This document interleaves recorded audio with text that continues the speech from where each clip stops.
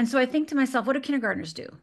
Well, they go and they put gold stars on a calendar. So I actually went to the store, got a calendar, got gold stars, came home, and for the next 30 days, I gave myself a gold star anytime I did anything worth living for. I needed to know there was some hope, there was some reason that I was alive. Financial independence, freedom, financial picture, independent financially, financial future, financial freedom and wealth, financial independence. Get your fill, financial independence and long life. Hello and welcome to another episode of Get Your Fill, Financial Independence and Long Life, where we explore cool ways to achieve those two goals. And you're going to be so excited today. We have a super fantastic guest with us. It is Rhonda Britten. She is an Emmy Award winner. She's a repeat Oprah guest. She's a master coach, and she has changed lives in over 600 episodes of reality television, including starring in the hit daytime reality show Starting Over. She's the author of 4 bestsellers, including her seminal work, Fearless Living, and she's the founder of the Fearless Living Institute, which is home of the Ivy League of Life Coaching Training. She's been named America's favorite life coach, and she brings the neuroscience of fear down to earth, giving you a path out of not being good enough, using the wheels technology she developed that saved her own life. Oh my God. Yes, Rhonda. I was just like, oh my God, is that her name? That's my fear, like calling people the wrong name on a podcast. Well, I was just on an interview and he called me Brenda. And I got to tell you, so many people call me Brenda if they're of certain people. They go, Brenda, I go, Rhonda. They go, Brenda, I go, Rhonda. Listen, my name's Chris McCarran. So sometimes people call me Karen because they've got that part. That's like the last thing they heard. So they just go with Karen. I'm like, whatever. Yeah. Just don't expect me to turn around when you call that name because I don't know who you're talking about. Exactly. I do not know who Brenda is. Yeah. Right. Thank you so much for being with us today. I'm very, very excited to talk to you. Excellent. Me too. So fear comes up a lot, right? I mean, we all just, right? Well, first of all, like, I want to talk about things that are going to help the listeners, but I really think that hearing your story is going to help them. So can you just give us like a kind of a Reader's Digest version of how you discovered this whole methodology and what happened in your life? Well, thank you for asking me that. And yeah, I mean, Reader's Digest, because it was over 20 years. So I don't think I'll take that long. But I have a firm belief that the worst days of our lives are the seeds of our destiny, contain the seeds of our destiny. So the worst day of my life, much unbeknownst to me for 20 years, was actually the seed of my destiny. And that was when I was 14 years old. I grew up in a little tiny town in Upper Michigan, 365 inches of snow a year, 2 restaurants, Douglas Buffet Hotel, Big Boy, no McDonald's. That's an hour and a half away. That was the big time. Didn't even go to McDonald's until I was in college, right? Like, so that was forever ago. And so my parents were recently separated, and it was Father's Day, and my father was taking us out to brunch, which was a big deal because 3 kids, 2 adults, that's 5 people. That's a lot of money. Yeah. So my dad comes over. He goes, come on, let's go. Let's, because that's what dads do. My mother and I are in her bedroom, and she's fluffing up her beehive hairdo and putting on her blue eyeshadow and putting on her rose-colored lipstick. And my 2 sisters are in our 1 bathroom fighting it out. And my dad's like, come on, let's go. Because again, that's what dads do. Me and my mom start walking out towards the back door. And my dad notices it's starting to rain. So he mentions he's got to get his coat from the car. Now, this coat was a tan Naugahyde leisure suit coat. And for those old enough to remember, a tan Naugahyde leisure suit coat was a good looking coat. And my dad looked good in it with his polyester pants and his plaid shirt. He looked good. And as me and my mom and dad start walking out, and my dad goes to his trunk, he opens it, and I notice out of the corner of my eye that he's not grabbing his coat. He is grabbing a gun, and he starts yelling at my mother, you made me do this, you made me do this, and he fires. And I start screaming, Dad, what are you doing, Dad? What are you doing? Stop. And he takes the gun, and he cocks it again and points it at me, and I believe I'm next. And he blinks and I blink, and he blinks and I blink. And my mother, who already has 1 bullet in her, sees what's happening and screams out, no, don't. And my father, realizing my mother is still alive, takes that bullet intended for me and shoots my mother a second time. Oh my God. Second bullet goes through her abdomen, out her back, lands in the car horn. And for the next 20 minutes, all I hear is, oh. And then my father cocks the gun 1 more time, puts it to his head and fires. Oh, So in a God. matter of a less than 2 minutes, at the age of 14, I was the sole witness of watching my father murder my mother and commit suicide. Now, I don't know how other people respond, Christine, but this is how I responded. It's my fault because I was the only one physically out there that could have stopped it. I didn't grab the gun. I didn't kick my father in the shins. I didn't even jump in front of my mother. Instead, now they're dead. And by the way, when you watch your mother die and you don't do anything to save her, you don't get to be happy. That is off the table for the rest of your life. So in that moment, I think to think of it this way is that I really broke into two in that moment, the outside Rhonda and the inside Rhonda. And the outside Rhonda was fine because I'm fine because I'm fine. I forgave him and I'm fine. And I went on to get straight A's and a college scholarship and I'm just fine. I'm fine. Everything's fine. I'm fine. But the inside Rhonda, a lot of guilt, shame, just self-hatred, just low self-confidence, low self-esteem, just what kind of person am I that would, I was, on some level, I was even afraid of myself because I was afraid of, what kind of person am I if I don't save my mother, right? And so I go away to college to a different city, different state. So I think nobody knows my story. And I'm so excited because nobody knows my history. And then I discovered alcohol. Well, that just took everything to a new level. And I quickly became an alcoholic. And for the next, 10 years, became an alcoholic. I got 3 DUIs and tried to kill myself 3 times. And it was that third suicide attempt that I realized something. I realized I am not good at killing myself at all. And there must be another way because during those years that I was drinking and DUIing and suiciding, I was also going to therapy, going to workshops, reading books. I was doing everything that one would do to change your life. I did all the right things. And here I am. By the way, when you try to kill yourself 3 times, they do put you in a psychiatric ward for evaluation. And they deemed me not crazy. They released me to my little tiny studio apartment where I was living by myself.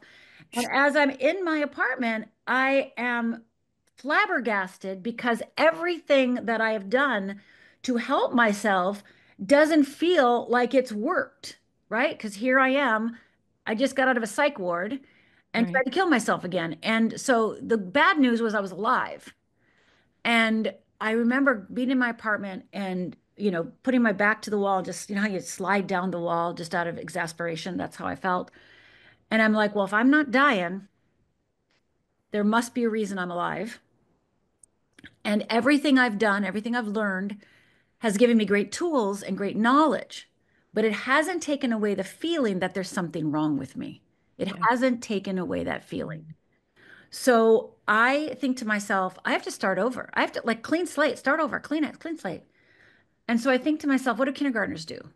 Well, they go and they put gold stars on a calendar. So I actually went to the store, got a calendar, got gold stars, came home, and for the next 30 days, I gave myself a gold star anytime I did anything worth living for. I needed to know there was some hope, there was some reason that I was alive. Yeah. And every day for 30 days, I did that. And I gave myself gold stars for things like drank and didn't get drunk or got angry and didn't break anything. Like that's where I was, my level of evolution, right? And at the end of 30 days, I had a calendar filled with gold stars. And I had hope. And I still didn't understand that it was fear that would come later. But what I did know is that I had to keep going. And that desire to keep going, even though, again, I would have preferred the other. But I knew I had surrendered to the fact that there was a reason I was here. And now my job was to find it. And then to not only find it, but then to live it, which then brought me face to face with my fear. Mhm. Do you have a name for your fear, or is it just like kind of a nebulous thing? No, I've created a methodology. It's like a psychological system that helps people master fear, and it's called the Wheel of Fear and the Wheel of Freedom. So I help people identify their core fear, which is, i.e., the wheel of fear. And then I help them identify their cure, their escape hatch, their way out as the wheel of freedom. Hmm. That wheel of freedom is that part of them that they have hidden, that they have not accessed, that they don't think it's safe to show. So I help people identify that because it's not necessarily easy to identify something that is so well hidden and more importantly, does not want to be found. Like the Yeti. Does not want to be found. Yeah, does not want to be found. Because the way our neurobiology works is that fear needs to be invisible, needs to be silent, needs to be, nebulous, so to speak, in order for it to be effective and to stop us. Because if we can see it, if we can name it, then it doesn't have as much power over us. Yeah. But right now, what I discovered is most people, and this is myself included, this is how I discovered it, is that I was thinking that I had a lot of fears, that I had a lot of problems. And by the way, I grew up in Upper Michigan, and I'm Finnish, 100% Finnish. So we don't feel, okay? So there's no feeling growing up, right? And nobody talked about fear. So if you would have asked me during those years of alcoholism and DUI, and if you would have asked me if I was afraid, I would have been like, no. If you would have said, are you scared? I'd been like, no. Like I had no relation to fear and scared. And so when this came into my radar, so to speak, I was literally flabbergasted. I was shocked because I would have bet you $1 million that I didn't have any fear. I would have bet you $1 trillion that I didn't have any fear. And then to find out that fear has been running my life for, you know, 30 years was humbling, shocking, and then freeing. Makes sense. Yeah. Because, like you say, once you shine a flashlight on it, it starts to lose some of its power. Yeah. And the challenge is that most people are putting their flashlights on the wrong things. So, a lot of people work on that what I call their fear responses. So, do you mind if I give you a little quiz, all your Oh, listeners? give me a quiz. Yeah, I'm Okay. all over quizzes. Okay, I love quizzes. Okay, I so love quizzes. okay, I want to great. get a good grade. Okay. Well, I don't know if you want to get a good grade with this quiz, but Oh. likely you will. Most people do. So I'm going to read a list of words. And if Okay. you do any of these things and feel any of these things, I want you to nod your head. Now, Okay. go ahead and shut your eyes if it helps, because Okay. don't want to pay attention to people while you're nodding away. And if you're safe to do that, if you're listening to us or watching us right now, shut your eyes. But if you're not, please don't. And I'm Not if you're driving, please please don't do don't, please don't do that. that. Please keep your eyes open. But you can nod. So nod your head if you've done any of these things or feel any of these things. So do you ever deny yourself? Do you ever isolate? Do you ever pretend? Do you ever assume everything's okay when you know it's not? Do you ever hide out? Do you ever whine? What about settle? Do you ever compare? What about secretly manipulate? Get defensive? Judge? What about complaining? Procrastinating? Worrying? Struggling? Trying to control things? Waiting and call it patience? What about blaming? Deflecting? Do you ever feel bitter? Powerless? Dissatisfied, resentful, entitled? Do you ever feel guilty, disappointed? Are you caught in perfectionism or people pleasing? Do you ever feel indifferent, overwhelmed, irresponsible, irritated, like me reading these words right now? Self pity. Do you ever feel ignored, annoyed, or victimized? So, Interesting. So I got a great grade. I did really yeah. well. I aced Well, it. when I do this, when I give this quiz, whether it's to a group of 1,000 people or 100 people, 95% of the people have over 95%, right? And I would dare say most people, I would dare say 98% actually have over 100%. So, it's these are the things that people think their problems are, right? I wish I would quit procrastinating. I hate that I get so anxious and overwhelmed. I just wish I could quit being a people pleaser. I got to really get better at boundaries. Oh, I hate myself when I judge. Oh, I just got to get rid of that. Don't like when I judge. Oh my, I know better, right? Oh, I complain. God, I'm such a naysayer, right? So we know we're doing these things, The symptoms. and we waste our time and our focus on actually thinking these are our problems. And we name them character flaws. They might be our problems. We identify with these things and we think it's who we are. And it's why we beat ourselves up and shame ourselves. But these are, as you said, fear responses. They're just fear responses. So if you're overwhelmed, it just means you've been ignited by fear. If you start complaining, it just means a fear has been activated. That's all it means. So one of the very first things to do to start moving from fear to freedom is actually starting to relabel, reframe things from those are my problems. I've got to change that. There's something wrong with me because I do that. Instead, say, okay, those are just fear responses. They're just advertising, pointing the way, showing me that fear's been activated.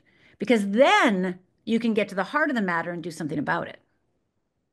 Because I guess I want to hear the answer to my other question too. Is it fear like a thing, or is it fear of a specific thing and you need to figure out what that is in Well, you? well, it's kind of, I'm going to say either both ends, so to speak. Yeah, So fear is literally integrated into our neurobiology. It is part of how we are operated. right, And fear has been implanted in our neurobiology to keep us safe, right? That's its job. I always say every right. feeling has a job, and fear's job is to keep us safe. Yeah. And it doesn't care about your happiness. It doesn't care if you live your purpose or not. It could care less. Doesn't care if you're being loved. Doesn't care. Doesn't care. It only cares about your safety. And the other thing that your brain doesn't know anything about is the difference between emotional fears and physical fears. So we focus when people hear fearless living, they go, "Oh, jumping out of planes." Oh, they always, "Oh, I'm scared of spiders." Yeah, that's not fearless living. Okay, jumping out of planes is not what we're talking about. We're talking about jumping into life, right? So most of our fears are not physical fears. We're not walking around, with physical fears every day. We're not walking around facing our spider fear or our height fear or right, our snake fear, right? But we And are, probably that isn't keeping us from doing yeah, anything, it's right? not keeping us from doing most of the things we want to do in our life. Instead, the fears that are keeping us from doing the things we want to do in our life are our emotional fears. And we really don't give those credence.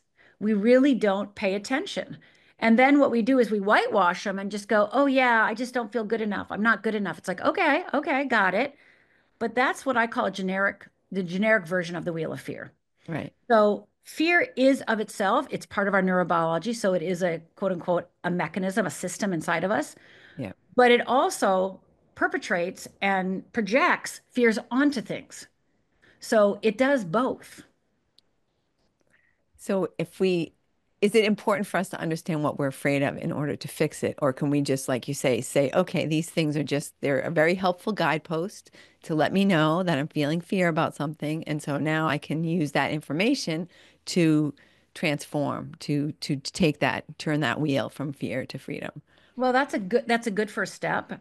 But, for me personally and for my clients and students, people who work with me, it's really critical to find out that one core fear that we have.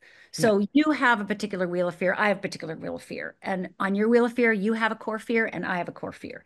And by the way, they might have nothing to do with each other, right? And your core fear was created by the time you were 7. It may have nothing to do with anything that happened to you. It could, but it doesn't have to, Hmm. because neuroscience has now shown us that fear is literally handed down through our DNA. So it goes through our body and brain. So people come, people go to therapy, people go and try to get help. And they're usually much of it is, why am I like this? Why am I like this?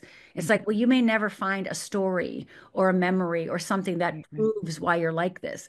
It's just literally part of your neurobiology. So we all have what I call the wheel of fear. We all have something that we have denied about ourselves, something that we refuse to face, something that we can't stomach, something that feels horrific if we actually were that thing or part of that thing. And then the wheel of freedom is the solution, which is there's a part of us that we hid long time ago because, well, it wasn't safe. It wasn't safe for us to share this part of ourselves. Yeah. We were told, in whether verbal, nonverbal, just walking around this world, i.e., and again through our DNA, that this isn't safe to express or share this part of ourselves. Hmm. So we hid it. We hid it. And the challenge is that that part that we've been hiding is actually the thing we need to feel our wholeness, to feel our sense of wholeness. Now, I want to say one thing before your next question is, there are probably areas of your life, areas of my life, areas of the listeners' lives that they are already living in freedom. They just don't know it, right? But they know they're in freedom, but they don't know why they're in freedom. Their life is working. So maybe in relationships, they're awesome. Maybe it's the career that they have fear, or maybe career is where they're awesome and relationship is where they have fear. So some areas of our life, you're already in freedom. You're already being fearless. So when we talk about the wheel of fear, I want everyone to think about the areas where they're not fearless, where they are being stopped, where they do feel stuck, where they feel pulled back, where they feel small, where they feel stuck. Those are the areas that will help you identify what your particular wheel of fear is. Have you, in your, working with people, have you discovered that there's a sort of a short list of fears that a Yes. lot of people have, right? Yes, yes, yes, yes, it is. Yes, that's right. So there's 10 core fears that it barrels down to. Yeah. And once you can, and when you find your wheel of fear, this is what is the amazing thing or shocking thing. I mean, it was shocking for me when I found my wheel of fear, is that um, it it was, I'll just say it was a shock to me. Like I would have never thought this was what I was afraid of. And I think that's one of the keys is that people, a lot of people come to me and go, I'm afraid of rejection or I'm afraid of failure. And that may be your core fear. But I guarantee if you're comfortable with that, or I mean, comfortable in saying it, like, oh, like I had one client go, oh, I know what I'm afraid of. I know my core fear. I'm like, okay, what is that? Well, I was called lazy my whole life. Well, if you've been called lazy your whole life, you're desensitized to that. It is not lazy. It is underneath that. Right. So, many of us can say, well, I'm afraid of success, afraid of failure, afraid of rejection, afraid of loss, et cetera. And again, not that those aren't real symptoms, i.e., fear responses. Yeah. But there's something that's driving that is much more clever, much more stealth, much more secretive, much better hider than those. Interesting. So uncovering that, I mean, is it like spend a day meditating or is this No, like a lifelong process? no. It's just a series of exercises that I put you through. So you can go through, you can identify your wheel of fear by reading my book, Fearless Living, and doing the worksheets inside, right? The Fear Buster exercises. You can get your wheel of fear by doing the exercises. If you prefer video, audio, and a class, then I have Fearless Living Transformation Program, and you can go through that self-paced, and you'll figure it out with my support, with my help, taking you through. And I Mhm. also have a lot of cheat sheets in that one. I have like a essential trigger, like a cheat sheet to help you figure out what it is in an easier way. And then working with a certified fearless living coach. And sometimes I do teach Fearless Living Transformation live, so always look for that because then I do people's wheels, so that's exciting. I just did it a Yeah. couple weekends ago. So there are ways to do it, and it's just a series of exercises. So you could get it in, grab my book, grab a friend, and do chapters 2 and 3. Start with two, well, read one, and then get to chapter 2, and then do the exercises and be truthful with each other. Tell yourself the truth and honestly answer those worksheets. And then you're going to get either spot on or you're going to get really close. And my motto is any wheel's better than no wheel because what you learn is how to work the wheels, how to work with your wheel. And then what ends up happening is, let's say you don't get the best wheel. Let's say you just pick one because you're just not, because some people are not willing to uncover that core fear yet, right? They just want to stay on Yes. the surface, and that's okay. Stay on the Yeah. surface if you need, and just use that one that you're able to, like swallow right now, right? And start using it. And what will end up happening is soon enough, within a month, 2 months, the real one is going to pop up because you're working the wheel. So it's going to get very evident very quickly what your actual best wheel of fear is. So to use this person who thought that their thing was laziness, like I guess a fear of being called lazy or a fear of being lazy or whatever that, Being however that seen as lazy. manifested. Yeah, it's being seen as lazy, called lazy, feeling lazy. So our core fear, our what I call the trigger, our core trigger is the thing that we do not want anyone to think about us. We do not want anyone to say it, smell it around us. We don't want anything to do with this thing. And so I'm going to tell you mine, Okay. my core trigger. Thank you for trusting me and all the listeners with that information. It's in my book, so I volunteered it. And my core trigger, my biggest fear when you push everything back, when you peel everything back, is fear of being a loser, being seen as a loser, being called a loser. Now, I've never been called a loser in my life. I was a straight A student, got a full ride to college, president of my class, sang every solo. Again, I went to a very small school, but still, the queen bee in this very small school. Right. So I was deemed successful. Like I was definitely not a loser. But that's the trick of the wheel of fear. Your wheel of fear, I guarantee you, have gotten so good at proving that that isn't true that when you discover it, you will most likely be very, very, very surprised because you have hidden that from yourself so well. Like, loser, me? What? Right? Like, if I was talking to someone, I said, "Oh, I'm afraid of being a loser," they would look at me like I'm crazy. What are you talking Yeah. about, Rhonda? You've never been a loser. But that doesn't matter. It doesn't matter, right? That the reason that you were so driven to be so successful is because That's right. you didn't want It's right. It's my fear responses, right? right. My Yeah. fear responses are driven from my, I'm never going to be seen as a loser. And again, this was not known to me. I didn't understand it, completely clueless. But when I uncovered it, it was like, the light shone, the waves parted. It was like, ah. Yeah. And the thing I hear from my clients the most is it makes my life make sense. I see why I went to college, didn't go to college, got married, got divorced, had kids, didn't have kids, right? It Right. just makes everything very clear. And then once you have it, not only are you going to understand yourself better and be able to work with your own wheel of fear and will of freedom, but what's a direct benefit is you start seeing everybody else's wheels, right? So you start seeing their wheel of fear. And so now it's not they're a jerk, right? Now you know, oh, they're just activated on their wheel of fear. So it increases compassion, increases acceptance, increases connection and belonging. So it's a huge asset in your toolbox to support you to feel more loved and connected and uh, belonging in this world. Cool. That's a nice thing to have, especially now. So once you recognize, okay, this is my basic fear, is that sort of enough, like you say, to make the angels sing in the heavens? Or is there now that you recognize it, it's like, okay, now that I know this, now I can, say this affirmation in the mirror every Well, day. well, that might be it. But there's four components of the wheel of fear. It goes from the Okay. trigger to the fear responses, which we gave that quiz about. Then it goes Yep. on for negative feeling, and then self-destructive. Self-destructive are those things you hate yourself when you do them. You know your core negative feeling. You don't want to feel that feeling. It's one of the big drivers of the wheel of fear. So that's the wheel of fear and how it operates. And once you understand the components, you can get off your wheel of fear anywhere. You can get off it during your fear response. You can get off it when you're having that core negative feeling or that self-destruct. You can get off it anywhere. And then what you want to do is you want to move to your wheel of freedom because you need to reclaim that part of you that you hid away a long time ago because that's the key that unlocks it. So the wheel of freedom also has four components. And the number one component is essential nature. And that is that part of you that was hidden long ago. And then you have those proactive behaviors. And one of your proactive behaviors may be doing affirmations in the mirror. Maybe.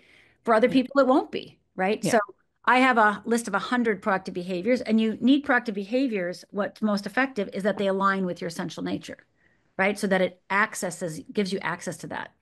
So I will tell you my essential nature. So now you know my core triggers loser.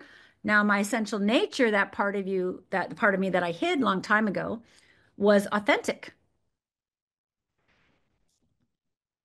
Your essential nature, good clues to it are things you admire in others. I remember being 12 years old and writing the E. E. Cummings quote down over and over again, and I'm going to butcher it, but it's like, to be yourself in this world is the hardest thing you'll ever do. And I remember just authenticity was so awesome, but I didn't know who I was, and I didn't have permission to be who I was. And oh, by the way, if I'm secretly afraid to be a loser, being authentic is not a good idea because then everybody will know I'm a loser, right? So they play with each other. So that wheel of freedom supports you to actually become free. So you're going to practice once I see your fear response, once you see it, you jump over to your wheel of freedom. My first thing I do is, okay, Rhonda, what would you be doing if you were being authentic right now? And then I take a proactive behavior, which then reconnects me to my sense of wholeness, which then that's when flow happens. That's when grace happens. That's when everything feels effortless and easy. Cool. That's it makes perfect sense really, right? When you're stuck in this place and you realize, oh, I'm stuck in this place. This is not where I want to be. So now how can I elevate myself to this other place? And it's just a mindset shift, right? It's just saying, oh, okay, I recognize that I'm angry right now. Like, just this is simplification, obviously, but I recognize I'm angry right now. Do I want to be angry? Not really. I really want to be understanding, compassionate, happy, whatever, blah, blah, whatever. And then just, you really can just do that, right? Once you recognize, but first, of course, the secret is, I was talking to somebody the other day about, when I used to have PMS, that it was just amazing how everybody in the world just got so incredibly stupid and irritating during that time. It wasn't me, right? It was not my problem, but everyone was just so stupid. I just couldn't understand it. So I might not have recognized That's during right. that time that is actually my response to them that was making them seem so stupid. Maybe they're always like that, and I just interpreted them as being stupid because of where my mind was at. But once you can make that, Yes. so it's a Yes. so there's has to be a certain amount of self-awareness on a daily basis, right? That you are, That's right. That's right. So having self-awareness in order to see what you're doing. And but that's one of the reasons why you write your list of fear responses. So that helps you. So there's people that go, oh, I only have three of these, and they think that makes them evolved. No, the more you claim all your fear responses, the quicker you'll be able to move from freedom. So it's not about, oh, I don't do all those things, kind of, maybe not a lot. No, no, do every one. Like write down everyone. The longer list of fear responses you have, the more you're going to catch yourself. Because the more humility you're having in that moment, the more you're calling yourself out and saying, you know what? I get angry when I get afraid, like you said. I call people stupid when I my fear is activated. I get irritated. I get overwhelmed. I complain. I blame other people. I again, whatever you do. And so you want to keep that list because that is your key to in the beginning to start identifying when fear was activated. So then you can move into what I call, like I said, the wheel of freedom. So yes, you can do what you're saying. Yeah, building that awareness up. And I would say the big things are harder to see, right? We can do the little things like the little areas of our life or the things that are evident, yeah. but we want to get to the core of it, which is why what the Wheel of Fear and Wheel of Freedom has done for me.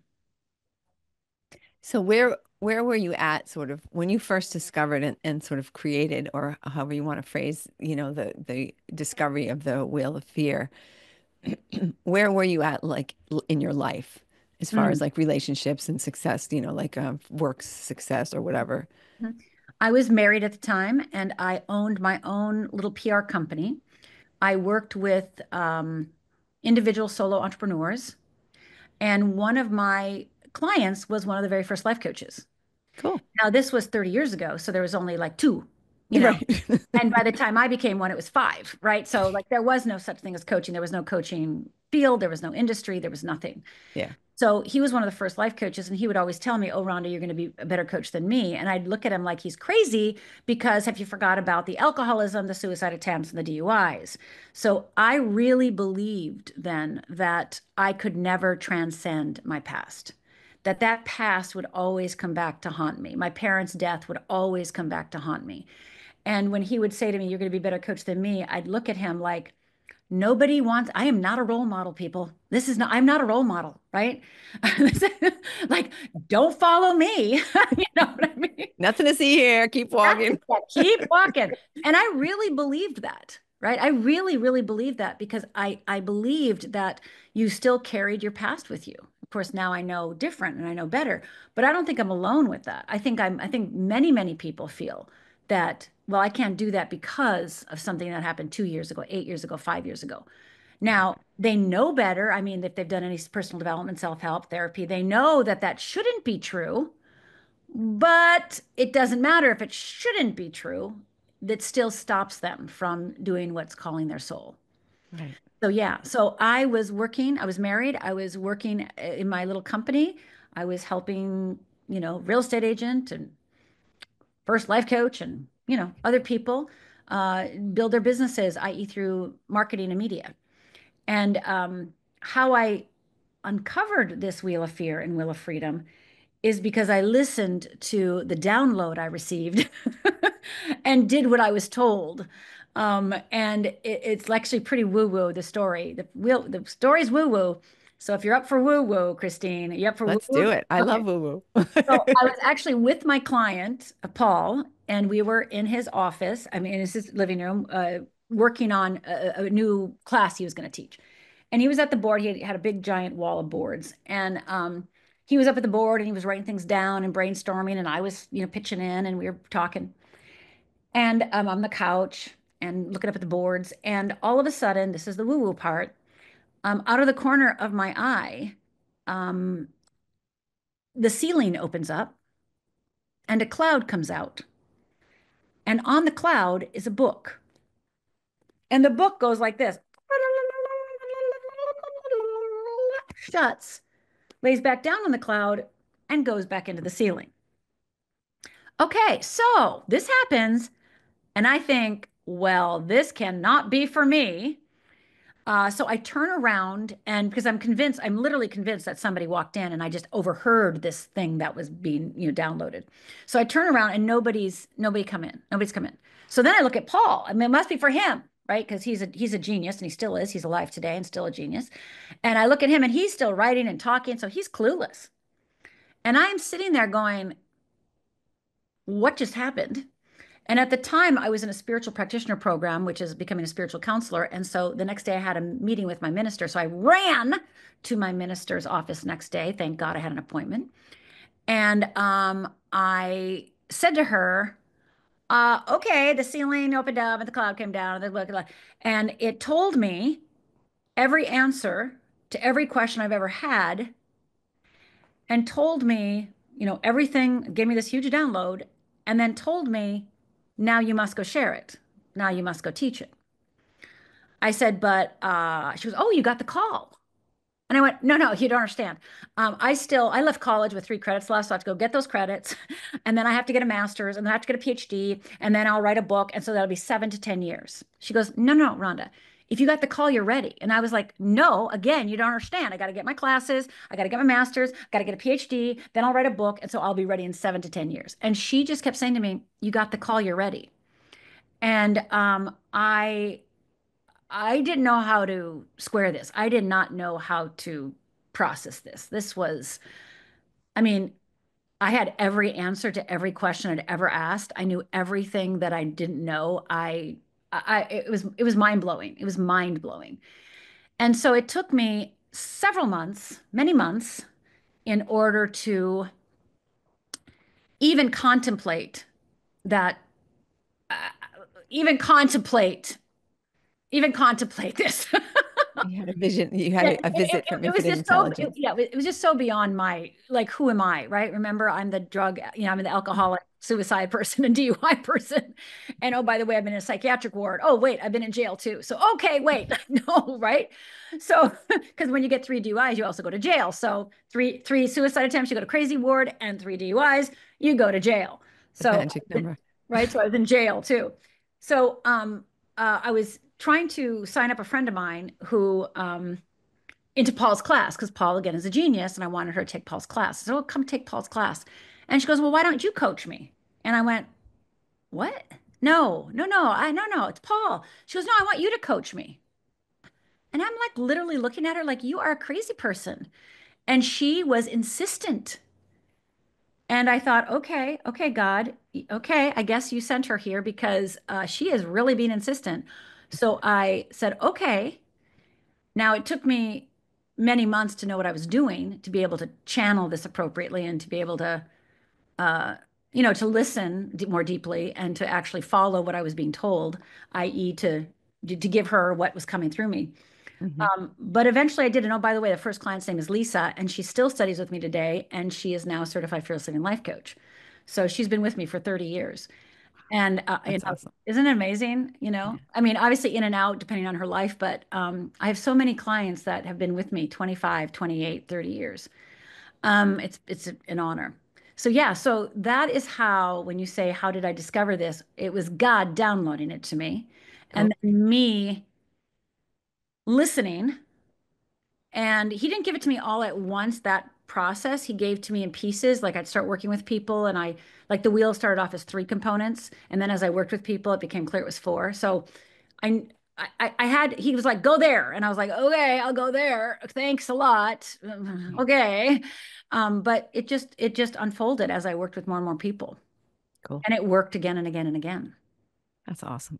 Yeah. So, quick little detour, because I mean, people at this point, I feel like they need to read the book. We're not going to read it to them, right? They should just go They do need that to at the read the very book, least. they need to go take Fearless Living Transformation Program. They work with Yeah. a coach. They come and go to my YouTube channel, whatever they need to do, however they Yeah. work best. But they need to do something on their own at this point. Yes. So And by the way, I'm going to give a free gift to help those people get going. awesome. Fearlessliving.org/risk, RISK, fearlessliving.org/risk. It is literally, and by the way, this exercise I'm giving you is actually one I created for Lisa. Cool. And she was working with a sales team, and she came to me in one of our sessions, said, how do I get my sales team motivated? They're not selling. And I created this exercise for her. And here it is 30 years later, one of my clients' very favorites. And it's called Stretch, Risk, or Die. And it cures procrastination. It is 3 15-minute videos. It has a worksheet. It's got everything you need in order to start understanding how to make your goal and dream happen. And in the third 15-minute video, I actually break down the wheel of fear so you can actually see it more in motion.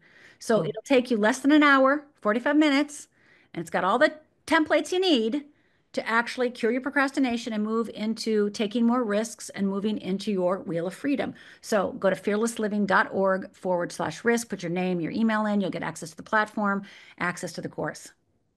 Awesome. Thank you so much. That's really generous, Rhonda. Awesome. Welcome. So how did you get connected to Oprah? Did she seek you out or did you say, right, got to chat with you. We got to talk, lady. Well, it's a couple different, well, I've been on a couple times, so it was several different ways. So the first time I was on, which I've only told this story a few times, the first time I was on was I wrote her a letter. So when I started, I wasn't, I had to be 33, 34 before I ever told anybody about my parents, besides my husband at the time, my best friend, but I never said it. And I felt so much shame about it. I felt it was like the last secret. At that time, people were talking about abortion. They were talking about rape. They were talking about incest. They were starting to have those types of conversations. But anytime I mentioned, oh, by the way, my father murdered my mother and committed suicide in front of me, they all went, what? And they turn around and walk, right? Like they didn't know how to Right. process that, right? Right. Yeah. So I wrote her a letter and basically said, I have the last secret, like one of the last secrets. And I wrote this letter and I wrote it to three different daytime shows. I was on two of them. And Oprah had me on and she interviewed me and it was frightening. And I have that video somewhere. And that was the first time I was on a show ever. And I was petrified, of course. And it was the first time I was telling my story to anybody but one person, i.e., my best friend or my minister or somebody. Right. So this was in front of an audience, and talking to her was petrifying. I can Um, imagine. but it was the beginning of me. Right after that, actually, started the unfoldment of so many things that then when I went back, I was on as an expert for resilience. Cool. Yeah. That's a beautiful circle. Yeah, it is. It's a beautiful circle. And then when I went back on the last time, my intention was I'm equal to Oprah, right? I'm equal to Oprah. Oprah and I are the same.